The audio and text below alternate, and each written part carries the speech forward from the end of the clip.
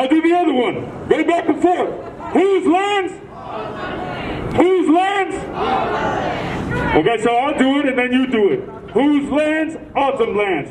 Whose lands? Peaposh lands. Whose lands? Autumn lands. Whose lands? Peaposh lands. Whose lands? Autumn lands. Whose lands? Peaposh lands. Now, one of the reasons that we got to do that, we make sure that we pay heed and pay notice to the folks whose lands are stolen, is because so often they like to invisibilize our traumas and the oppressions that our people have suffered over time, right? That's why we out here saying Black Lives Matter, because they keep saying that our lives don't, and they like to invisibilize the trauma that we suffer. So when we go, whose lands? Autumn lands. Whose lands? Peaposh lands. They're some of the most invisibilized peoples around. I bet most folks don't even know that Maricopa was named after a tribe. This is a problem, right? Because that form of oppression, that genocide, was one of the worst that ever hit the nation. The United States, that then became this colonized land. And we're still dealing with the colonizing force, the police departments, all out throughout the lands, and they're killing all of our peoples because they're trying to control labor, and it's a racialized system of control to put our people into prisons. And when they can't put us in prisons, then they're killing our folks in cars, like that execution that happened just the other day to Garcia, right? Right. So when I say defund, you say what? Police. When I say abolish, then you say what? Police. Is the strategy. And when I say fuck the police, you say that's the attitude. Defund? Police. Abolish? Police. Is the strategy. Defund the police is the strategy. Abolish the police is the goal. Fuck the police is the attitude. Defund the police is the strategy. Abolish the police Is the goal. fuck the police is the Attitude. defund the police. Abolish the police. The goal. Fuck the police is the Attitude. defund the police is the Attitude.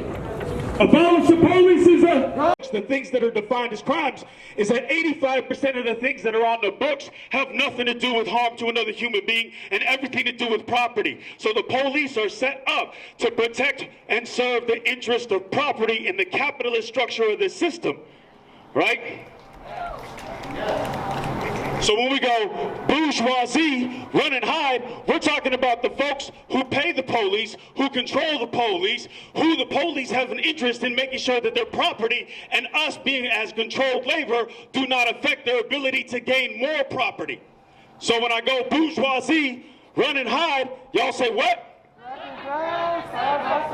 Bourgeoisie, run and hide. Bourgeoisie, run and hide.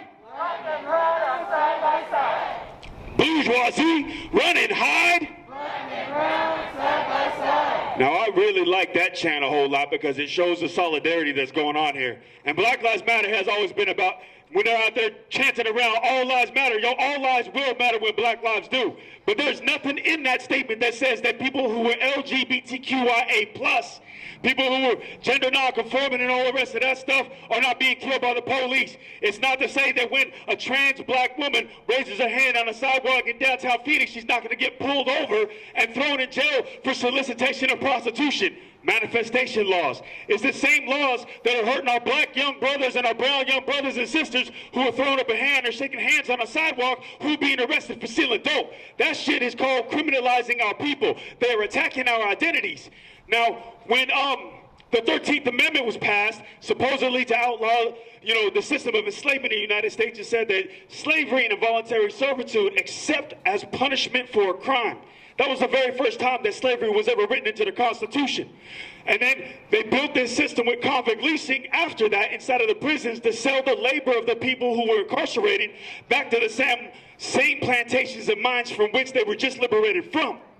And the way that they were able to get away with this is something that's called the Black Codes, which were a copy and paste of the slave codes of the 1712 South Carolina statutes at large. That was even before they became a state.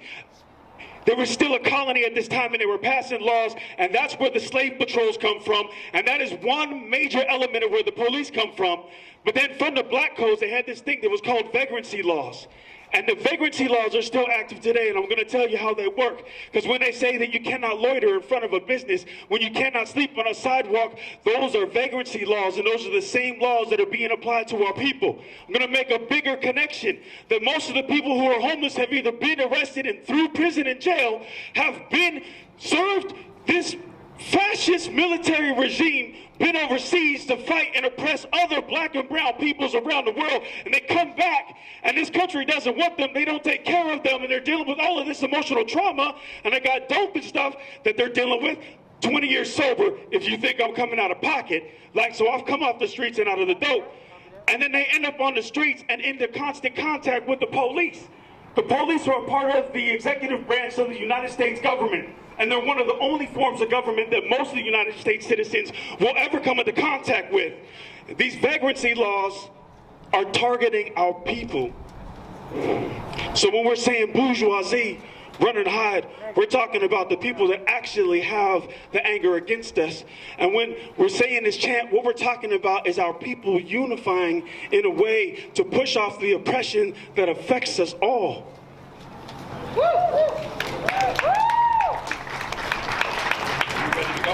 Justice right now. They're demanding answers. They want Phoenix police to release all the body footage. All the body footage. All of it. Today they released a bullshit video to try to show that someone who had a gun. It's Arizona. People have guns. That doesn't matter. People are allowed to, they can carry. What we want is a whole footage, every single body camera, every single cop who showed up, everything from when they were driving to when they got there to when they killed them. We want every single body camera, okay? So don't let them lie to us, don't let them lie to you. That video is bullshit. We want it all. And we demand Mayor Gallego and the police chief to stop bullshitting us and to release the damn video to the family.